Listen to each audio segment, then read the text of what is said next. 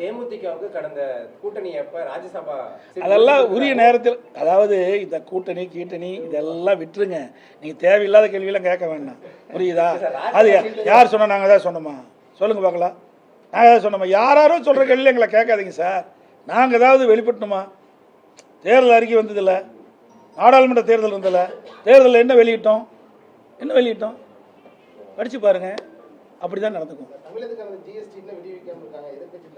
ஜிஎஸ்டியா? அது வீதானே சொல்கிறாங்க. நமக்கு எப்படி தெரியும்? அரசாங்கம் நடத்துறதுக்கு தான் தெரியும். அரசாங்கம் நடத்துறதுக்கு தான் தெரியும். ரெண்டாவது, நமக்கு கிடைக்க வேண்டிய நிதி கிடைக்கலைன்னா அதுக்கு அழுத்தம் கொடுக்குற இடம் பாராளுமன்றம். எப்போ பார்த்தாலும் 39 இடத்துல ஜெயிச்சிட்டு 39 ஜெயிச்சு என்ன பிரயோஜனம்? பூஜ்ஜியமால இருக்குது. நான் தான் அடிக்கடி சொல்லிட்டு இருக்கிறேன்.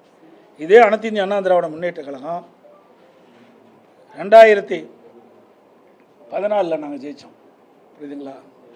37 நாடாளுமன்ற நாங்கள் ஜெயித்தோம்.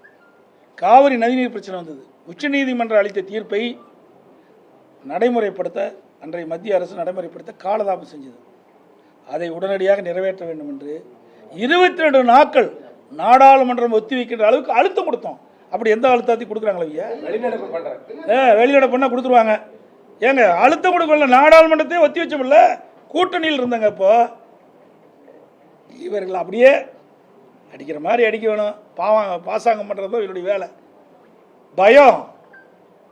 ஏன்னா இங்கே ஏதாவது அதையும் என்ன இங்கே ரைடு விட்டுருவாங்களே, அந்த பயம். மக்களுடைய பிரச்சனை எங்கே பேசணும்? நிதி வேணும்னா நாடாளுமன்றத்தில் பேசணும். நீட் தேர்வு ரத்து செய்யணும், நாடாளுமன்றத்தில் பேசணும். நாடாளுமன்றத்தில் பேசணும். அப்போ தான் அங்கே தீர்வு கிடைக்கும். அதை விட்டுட்டு இங்கே மக்களை ஏமாற்றுவதற்காக ஒரு நாடகத்தை அரங்கேற்றுவார். ஏதோ மத்திய அரசு எதுக்குற மாதிரி. மத்திய அரசு எந்த காலத்திலும் எதுக்க மாட்டாங்க.